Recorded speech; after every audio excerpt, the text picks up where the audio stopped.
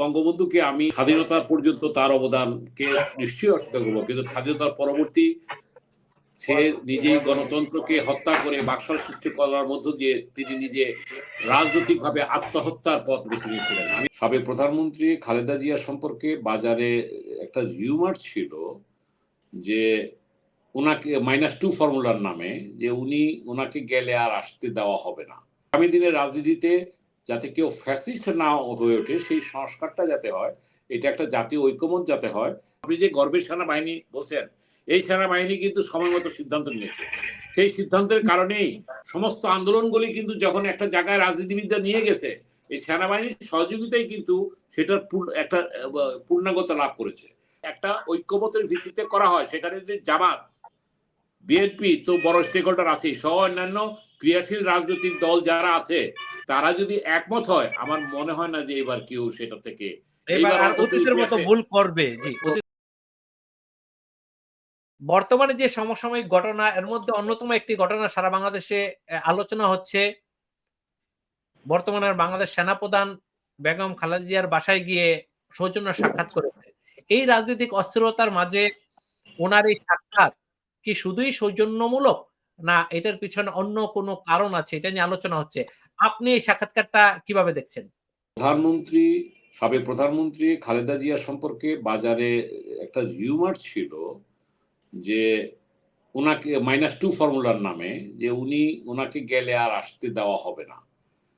আমার বিশ্লেষণ মতে এবং আমার তথ্য মতে আমি যতটুকু জেনেছি, সেনাবাহিনীর পক্ষ থেকে কিংবা উনি যেটা গিয়েছেন সরকারের পক্ষকেও রিপ্রেজেন্ট করেছেন, প্রতিনিধিত্ব করেছেন, সেখান থেকে বলা হয়েছে এমন কিছু ধারণা করা কিংবা এটা অমূলক, এটা কোনো ব্যাপার না, এটা একটা বলা হয়েছে।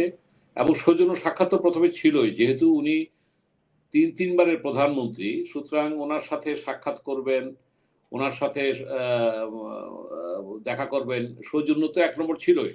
কিন্তু সেনা দিবস উপলক্ষে যেভাবে রিসিভ করা হয়েছে মাননীয় সাবেক প্রধানমন্ত্রী বেগম জিয়াকে তার বাসা থেকে প্রোটোকল করে 21শে নভেম্বর যেটা হয় সেনা সদরে, সেখানে তাকে যেভাবে সম্মান দেওয়া হয়েছে, এটা বিগত মানে লাস্ট বোধহয় উনি 17 সনে গিয়েছিলেন, এর আগে এরপরে আর যাওয়া হয়নি কিংবা তাকেই করা হয়নি। আগামী দিনের রাজনীতিতে যাতে কেউ ফ্যাসিস্ট না হয়ে ওঠে সেই সংস্কারটা যাতে হয়, এটা একটা জাতীয় ঐক্যমত যাতে হয়, কারণেই কিন্তু আজকে দেখা যাচ্ছে যে কিছু কিছু বিষয়ে একটা দ্বিমত কিংবা দূরত্ব দেখা যাচ্ছে, যে সংস্কার আগে না নির্বাচন আগে। আমরা ৩০ লক্ষ শহীদের রক্তের বিনিময়ে আমাদের এই বাংলাদেশ, সেদিন এই সেনা বাহিনীর পক্ষ থেকে প্রথম রিভোল্ট করা হয়েছিল মেজর জিয়ার নেতৃত্বে। এটা ঠিক যে ৬৯-এর গণ অভ্যুত্থান আমরা জানি, এবং ৭১-এর যে মুক্তিযুদ্ধ, বঙ্গবন্ধুর ৭ই মার্চের ভাষণ, এটাও ইতিহাসে পাতায় লেখা থাকবে। কিন্তু বঙ্গবন্ধুকে আমি ইতিহাসে তার যেই জায়গায়, অর্থাৎ মানে আমি বলতে চাই মানে স্বাধীনতা পর্যন্ত তার অবদানকে নিশ্চয়ই অস্বীকার করবো, কিন্তু স্বাধীনতার পরবর্তী সে নিজেই গণতন্ত্রকে হত্যা করে বাকশাল সৃষ্টি করার মধ্য দিয়ে তিনি নিজে রাজনৈতিকভাবে আত্মহত্যার পথ বেছে নিয়েছিলেন। আমি এই কথা বললাম এই কারণে, এই সেনাবাহিনী সেই ৭১-এ যখন নাকি রাজনৈতিক নেতৃত্বে একটি গণঅভ্যুত্থান হয়েছিল, নির্বাচন হয়েছিল, যখন কোনো ঘোষণা ছিল না, তখন মেজর জিয়া, অখ্যাত মেজর জিয়া বলেছিল, on behalf of the great leader Bangabandhu Sheikh Mujibur Rahman, I major Zia do hereby declare the independence of Bangladesh. আমি সেদিনকার ১০ম শ্রেণীর ছাত্র। আপনারা হয়তো তখন আমাদের অনেক অনুজ ইয়ের কথা, ফজলুল ভাইয়ের কথা মনে থাকবে, আমার রক্ত এখনো উদ্বেলিত হয়। আমি সেদিন যখন তার কণ্ঠে এই কথা শুনেছিলাম, এবং সমগ্র জাতি সেদিন উদ্বেলিত হয়েছিল এই মুক্তিযুদ্ধে যাওয়ার জন্য। যাই হোক, এই কথাটা বললাম। আপনি সেনাবাহিনীর কথা বলেছেন। ৭৫-এ যখন নাকি একদলীয় শাসন ব্যবস্থা, আমরা এমন করুণ পরিণতিকে নিশ্চয়ই স্বাগত জানাই না, কিন্তু তিনি নিজেই আত্মহত্যার পথ বেছে নিয়েছিলেন। তার ধারাবাহিকতায় ৩রা নভেম্বর যখন আধিপত্যবাদী শক্তির ষড়যন্ত্র হয়েছিল, ৭ই নভেম্বর সেই সিপাহী বিপ্লবের জনতা হয়েছিল, যেখানে শহীদ জিয়াকে রাষ্ট্র ক্ষমতা আসীন করানো হয়েছিল। আমি ইতিহাসের এই বাকি বাকির কথা বলছি এই কারণে, ৯০-এ এরশাদের, আমি যদিও এরশাদের ক্যাবিনেটে মন্ত্রী ছিলাম, কিন্তু সেটা ছাত্রদের একটি গণ আন্দোলন ছিল, এবং সেটা তখনই সাকসেস হয়েছে যখন সেনাবাহিনীর পক্ষ থেকে বলা হয়েছে, mister president please solve it politically, আমরা জনগণের বিরুদ্ধে থাকতে পারবো না। সেদিন এই কথার ঘোষণার সাথে সাথে এরশাদ সাহেব কিন্তু হাসিনার মতো পালিয়ে যান নাই, তিনি পদত্যাগ করেছিলেন, তিনি জেলে গিয়েছিলেন। এই যে ইতিহাসের অংশগুলি, এগুলি আজকে জানা উচিত সবার।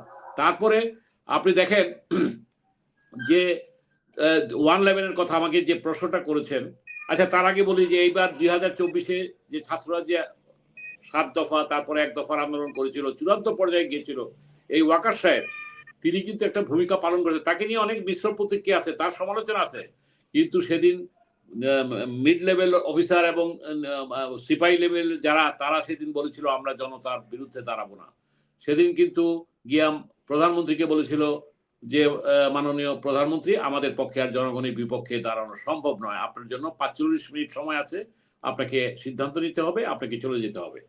এবং ইতিহাসটা আমরা সেটা জানি। আমি এই কথাটা বললাম, আপনি যে গর্বের সেনাবাহিনী বলছেন, এই সেনাবাহিনী কিন্তু সময় মতো সিদ্ধান্ত নিয়েছে। সেই সিদ্ধান্তের কারণেই সমস্ত আন্দোলনগুলি কিন্তু যখন একটা জায়গায় রাজনীতিবিদরা নিয়ে গেছে, এই সেনাবাহিনীর সহযোগিতাই কিন্তু সেটার একটা পূর্ণাঙ্গতা লাভ করেছে। তা আমি যে প্রশ্নটা আমাকে করেছিলেন, 111-এর সময় সেনাবাহিনীর ইন্টারভেনের কারণে, যখন লগি বৈঠার কারণে মানুষ মারা গিয়েছিল, তখন মঈনুদ্দিন ফখরুদ্দিন ইন্টারভেন করেছিল। সেটাও ইন্টারভেনশনটা হয়তো দরকার ছিল, কিন্তু তাদের যে একটা ষড়যন্ত্র হয়েছিল যে -2 ফর্মুলা, সেই 2 ফর্মুলাটা আমাদের দৃষ্টিতে আজকের মূল্যায়নে সেটা তারা ভুল করেছিল, তা এবং সেই 2 ফর্মুলা বাস্তবায়ন হয় নাই। আজকে নির্বাচন দিয়েছে, সেই নির্বাচনের মাধ্যমে হয়তো আওয়ামী লীগ ক্ষমতায় এসেছিল 2008-9 সালে। 15 বছরে আমরা দেখেছি ফ্যাসিস্ট কিভাবে জন্ম হয়, ইতিহাসে আমি এখানে নাই বললাম। আপনি বলেছেন যে এখন সংস্কার না নির্বাচন এবং -2 ফর্মুলা, -2 1 তো চলেই গেছে। এখন কেউ কেউ যারা 2 এর চিন্তা করেছিল, তারা হয়তো চায় যে বেগম জিয়াও মাইনাস হোক, কিন্তু আল্লাহ রাখে আল্লাহ মারে কে, আল্লাহ তাকে শতায়ু করুক, আল্লাহ তাকে আরো শুভকামনা করি। শুধু এটুকু বলবো যে আমি যেটা বলে গেছি, আমার দিদি তখন ছিলেন না, যে জেনারেল ওয়াকার দেখা করে এটাই বলেছেন যে আপনি সুস্বাস্থ্য নিয়ে দেশে ফিরে আসেন, এটাই কামনা, এবং সেনা প্রধানেরও একটা সেফ এক্সিটের ব্যাপার আছে। এবং খালেদা জিয়া যদি সুস্থ হয়ে আসে, তিনি হয়তো প্রধানমন্ত্রী হবেন। সুতরাং তার সাথে আন্ডারস্ট্যান্ডিং, তার সাথে সমঝোতা, তার সাথে তাকে সম্মান করা এবং তাকে দেখানো, এটা স্বাভাবিক ব্যাপার। এটা আমি আপনি থাকলে তাই করতাম। তো সুতরাং আমার মনে হয় যে এখানে রেসিপ্রোকাল, এই যে আমি বললাম আপনাকে, ওনাকে মেসেজ দেওয়া এবং নেওয়া, মেসেজটা দেওয়া হয়েছে যে আপনার জন্য কোনো অসুবিধা নাই, আপনি ভালো সুস্থতা নিয়ে আসুন। আর মেসেজ এইটুকু দেওয়ার চেষ্টা করা হয়েছে যে আমরাও আপনার সাথে আছি। যেমনি ভাবে মঈনুদ্দিন, এটা আমার বিশ্লেষণ, এটা আপনার সাথে ইয়েতে বলি, জেনারেল মঈন যখন নাকি 2009 করলো, শেখ হাসিনার সাথে একটা আন্ডারস্ট্যান্ডিং করে সে ক্ষমতায় আসছিল, শেখ হাসিনা ক্ষমতায় আসছিল, ঠিক তেমনি ভাবে হয়তো সে ম্যাডামকে বলেছে যে আপনি ক্ষমতায় আসলে আমি যে কাজটা করেছি, সুতরাং আমার দিকটাও আপনারা আমাকে, এক কথা যেটাকে বলে কি সেফ এক্সিট বলেন, তাকে মূল্যায়ন বলেন, এরকম হয়তো বা কথা হয়ে থাকতে পারে। এটা অস্বাভাবিক কিছু না। আপনি যেটা বললেন এটা তো রাজনীতিতে স্বাভাবিক ব্যাপার। তো সুতরাং এটা কোনো দোষের ব্যাপার না। আর আপনি যেটা বলেন সংস্কার বা নির্বাচন, দেখেন সংস্কার নির্বাচন দুইটাই দরকার। এখন কথা হলো যে আমি আপনার এখানে যদিও প্রথম, আমি ঢাকার টকশোগুলিতে বলেছি এই বছরের, আমি এই গত বছর থেকে বলে শুরু করতেছি, 25-এর ডিসেম্বর থেকে জানুয়ারির ফেব্রুয়ারি মার্চের মধ্যে নির্বাচন হয়ে যাওয়া দরকার। এটা এই মানে এই ঘোষণা আসার আগে থেকে আমি সহ অনেকেই বলেছি। আমার বক্তব্য হলো যে বিএনপি নির্বাচন তো আগে চাবে, যেহেতু একটা বড় স্টেক হোল্ডার, বড় দল, তারা তো চাবেই। আমার বক্তব্য হচ্ছে এখানে নির্মম অবস্থান থেকে যে আমরা একটা ইনক্লুসিভ একটা নির্বাচন দরকার। প্রথম হলো বিচার, যারা এই ফ্যাসিবাদের সাথে ছিল, তাদের সহযোগী যারা ছিল, তাদের বিচারের প্রক্রিয়া করেন। এবং আমি কিন্তু আরেকটা কথা বলেছি, আপনার এখানে আমি রিপিট করতে চাই যে 2024 সালের যে পার্লামেন্টে ছিল, সেখানে আওয়ামী লীগ ছিল, জাতীয় পার্টি ছিল, জাতীয় পার্টি যে 24-26 জন ছিল, হ্যাঁ, পার্থক্য 11 জন, যাই হোক, যারা এই 350 জন এমপি ছিল, এদেরকে অ্যাবডো করা উচিত। তাহলে কি হবে জানেন, বিচার তো চলমান প্রক্রিয়া, এটা 3 বছর 4 বছর 5 বছর লাগতে পারে। এদের অ্যাবডো করে দিলে হবে কি, আপনার অধিকাংশ লোক নির্বাচনে যখন অযোগ্য ঘোষিত হবে, তখন এদেরকেই করতে পারলেন না। এক, দ্বিতীয় হচ্ছে আইজি, এসপি, ওসি এদের বিচারটা চলে, এরা তো আর নির্বাচনে আসবে না। যাই হোক, আইনের মধ্যে যা হওয়ার তাই হবে। তো সুতরাং এখানে একটা ন্যূনতম সংস্কার করে সময় মতো নির্বাচন, সেটা যেটা উনি বলেছেন, আমি বিশ্বাস করতে চাই আমাদের ডক্টর ইউনূস বর্তমান অন্তর্বর্তী সরকারের প্রধান, তিনি দুইবার যে কথাটা বলেছেন যে হয় ডিসেম্বর না জুনের মধ্যে, অর্থাৎ আমি বলতে চাই ডিসেম্বর থেকে ফেব্রুয়ারি মার্চের মধ্যে নির্বাচনটা হয়ে যাওয়া উচিত, এবং সেটার আগে একটা রোডম্যাপটা ঘোষণা করা উচিত যে সংস্কার প্রস্তাবগুলি জানুয়ারি মাসে দেবে এবং জানুয়ারি শেষে অন্যান্য দলগুলির সাথে বসে একটা ঐক্যমত তৈরি হবে। যেসব ক্ষেত্রে ঐক্যমত তৈরি হবে সেই সব ঐক্যমত যাতে একটা জাতীয় সনদ তৈরি করা হয়, যে যারাই ক্ষমতায় আসবে তারা সেগুলি বাস্তবায়ন করবে। তাইলে হবে কি, জাতি একটা আস্থা পাবে। আর একটা কথা আপনাকে মনে করিয়ে দিতে চাই, যে গোলাম সারোয়ার মিলন, আমি একটু সংযুক্ত করি আপনার এই কথার সাথে, বিষয়টা পরিষ্কার হবে। আমাদের বাংলাদেশের রাজনৈতিক ইতিহাসে আমরা যেটা দেখে এসেছি, নির্বাচনের আগে মেম্বার থেকে শুরু করে এমপি পর্যন্ত হাজারটা প্রতিশ্রুতি দেন। জি জি জি জি, কিন্তু নির্বাচিত হওয়ার পর কিন্তু সেই প্রতিশ্রুতি বাস্তবায়ন, রাজনৈতিক দলগুলো অনেক প্রতিশ্রুতি দেন, কিন্তু ক্ষমতায় যাওয়ার পরে এই সংস্কার প্রতিশ্রুতি কতটুকু বাস্তবায়ন হবে?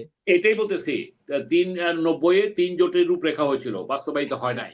জি, সুতরাং আজকের প্রেক্ষাপটে এই সংস্কার প্রস্তাব দিয়ে যখন জানুয়ারি শেষে ফেব্রুয়ারির প্রথম দিকে বসবে, সেখানে একটা জাতীয় সনদ অঙ্গীকার জনগণের সামনে যদি করা হয় যে হ্যাঁ আমরা দ্বিকক্ষ বিশিষ্ট পার্লামেন্ট করব, আমরা রাষ্ট্রপতি এবং প্রধানমন্ত্রীর ভারসাম্য রক্ষা করার জন্য আইন পাশ করব, আমরা 70 অনুচ্ছেদকে রিফর্ম করব, আমরা নির্বাচনী প্রক্রিয়ায় যেটা হচ্ছে এগুলিকে আমরা করব, এন্ডোর্স করব, অর্থাৎ যেগুলি ঐক্যমত হবে এইটার একটা জাতীয় সনদ অথবা জাতীয় চুক্তি, সামাজিক চুক্তি।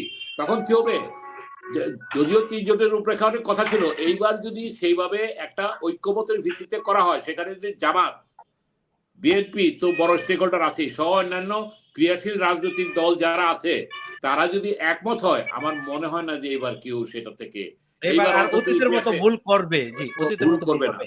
তবে আমি কথাটা এই পর্যায়ে শেষ করতে চাই এইভাবে, যে আমরা ন্যূনতম সংস্কার এবং সুনির্দিষ্ট সেই ডিসেম্বর থেকে ফেব্রুয়ারির মধ্যে নির্বাচনটা হয়ে গেলে আমার মনে হয় যে জনাব মিলন, ভালো।